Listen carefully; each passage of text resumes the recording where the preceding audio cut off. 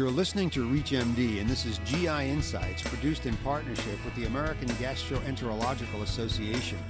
I'm your host, Dr. Barry Mennen, and with me today is Dr. Ryan Stidham, Assistant Professor of Internal Medicine in the Inflammatory Bowel Disease Program at the University of Michigan Health System.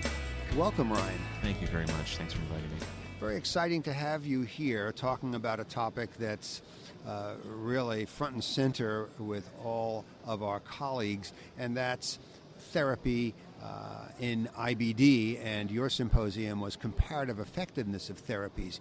And times, as you were telling me, seem to be right for this kind of symposium. Please give a little bit of background for our audience. Sure, the landscape of inflammatory bowel disease and therapeutics we're in the midst of some really exciting changes, and I think that the future is really brighter than ever for our patients with inflammatory bowel disease. And I think that with better understanding of existing therapies and with developing methodologies to evaluate the coming therapies, I think we're going to be able to gain great understanding of not just which agents better for everybody, but which agent is better for an individual, and moving towards these principles of personalized medicine.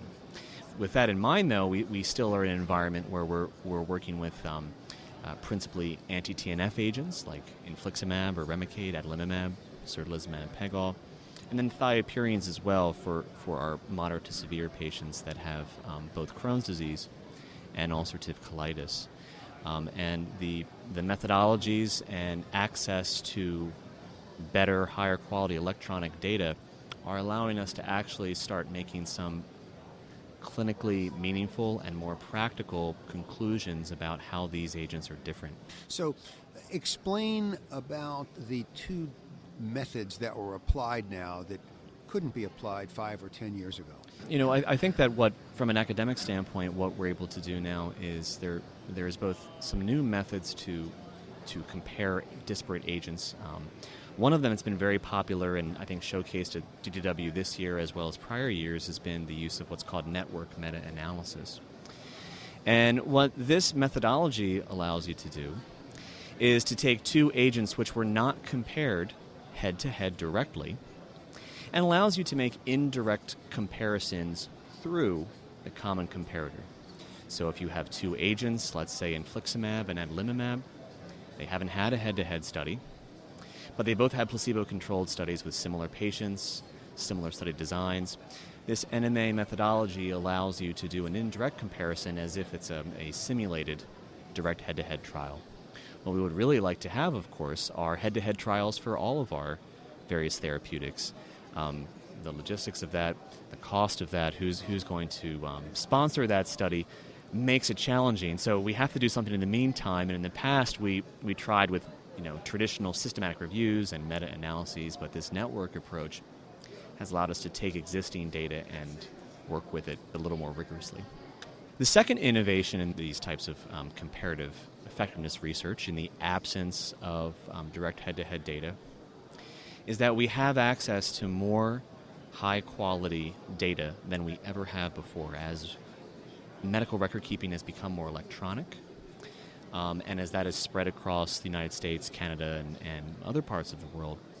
We're now able to look at enormous numbers of patients, tens of thousands of patients with inflammatory bowel disease over multiple years, and many of the groups that are developing these databases are actually developing them based on administrative claims, but they can even do that as patients change insurers, which happens very often and was a prior limitation to this type of work. So I think that both the new methodologies like NMA as well as access to high-quality outcomes data such as hospitalization data, medication use data, steroid use data, surgery data, the outcomes that the patients and providers care about, I think that with access to this rich data, the quality of our conclusions is just much better than it's ever been. Now, your group did a specific network meta-analysis on clinical studies. And what did your group find when comparing? Yeah, and that's an interesting point. So our group, as well as a number of other groups, have performed NMA in inflammatory bowel disease, both for Crohn's and ulcerative colitis, comparing principally anti-TNF therapies. Mainly because, practically, there's a lot of anecdotal suggestions that there are differences between these agents, and a lot of gastroenterologists know the type of patient where they're going to use adalimumab versus certolizumab versus infliximab. And they have that inherent bias because they've tried it and they've educated themselves over time of what agent works in which patient. So we performed an NMA using existing randomized controlled trial data, but we were actually unable to show a statistical difference in efficacy between agents for Crohn's or ulcerative colitis. Now, this somewhat flew in the face of what we observe clinically, but that's what the data shows. Now, there are some reasons, we think, for why we are not able to parse that out in the data. I mean, I'm an evidence-based person, so I rely on the available evidence. But that being said, when it conflicts so much with your day-to-day practice, you have to question that. So, and not only yours, others too. Absolutely. This is the feedback that we've gotten from just about everyone who's reviewed this type of work.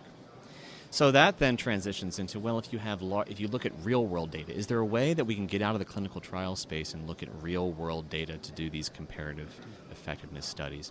And that's where these administrative claims data sets that are of high quality come into play. And these were the bulk of the presentations that we saw during our symposium comparing agents with inflammatory bowel disease. And we're actually seeing a difference when using large administrative claims real-world data. We're seeing a difference in the conclusions compared to what we were seeing when you're relegated only to the clinical trials type of patient and the rigorous environment of a clinical trial. You will change practice habits based on this? Do you think anybody will on the newer data that Mayo has looked at? Yeah, so some of the new data that came out of the symposium, or what's new and what I was alluding to, was a number of groups were looking at bigger data sets, and the Mayo Clinic group, Siddhartha Singh, who's a colleague of mine at Mayo Clinic, as well as Ed Loftus and several other authors in that paper, they used a large administrative claims database where they were actually able to show that infliximab in Crohn's disease does have some efficacy benefits over adalimumab. Now, they're statistically significant, and the impact of them, the magnitude of the effect, is not that great. But it's there. And when it tells us that, it tells us very clearly that these agents are different. These agents are different. The specifics of that particular study were that surgical rate was lower. Patients weren't going to surgery as earlier. Their healthcare utilization was lower with infliximab. So it showed us that there was some minor but relevant superiority in infliximab over adalimumab. So why didn't the more the studies that were oriented toward clinical trials pick up the same signals? Were we measuring different things? Are the patients different? What's up with that? I mean, what might you think would be the reasons? Oh, I think that you hit the 2 points. I think first that the patients in clinical trials are different. Patients in clinical trials are typically moderate to severe. They are refractory to a number of different agents. The phenotype of their disease is not comparable to the mean or average patient that you would see even using a biologic with IBD. So you're absolutely right that the patients themselves are different. These administrative claims data sets using real-world data.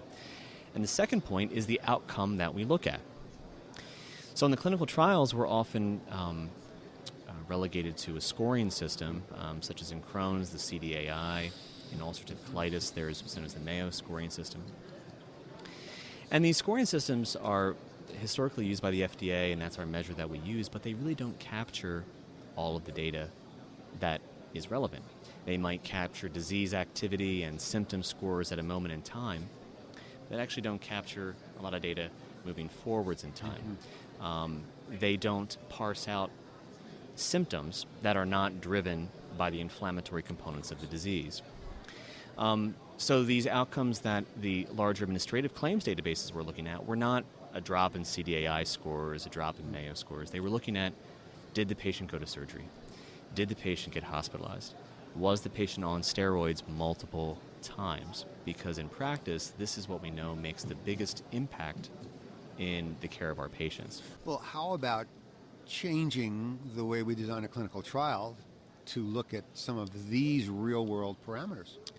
And I think that is the evolution that's going on right now, and the FDA is certainly keen on this. They've been working on this with a number of thought leaders in inflammatory bowel disease for some time. And the future of clinical trials in inflammatory bowel disease is going to be a combination of objective markers of disease activity plus patient-reported outcomes.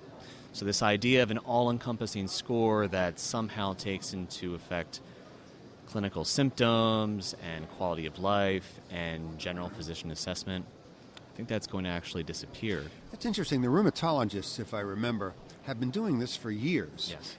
Measuring RA efficacy, looking at patient-developed scores as well as the physician's global assessment. Right. So it's interesting that it will come to getting some feedback for the patients that might be more relevant to look at efficacy. Yeah, I think that the evolution is going to be that in inflammatory bowel disease we have so many objective markers of disease activity, and in fact many of us are interested in it treating to an objective endpoint such as endoscopy, such as radiographic endpoints, or even non-invasive biomarker endpoints such as stool and blood-based markers of inflammation such as fecal calprotectin and CRP.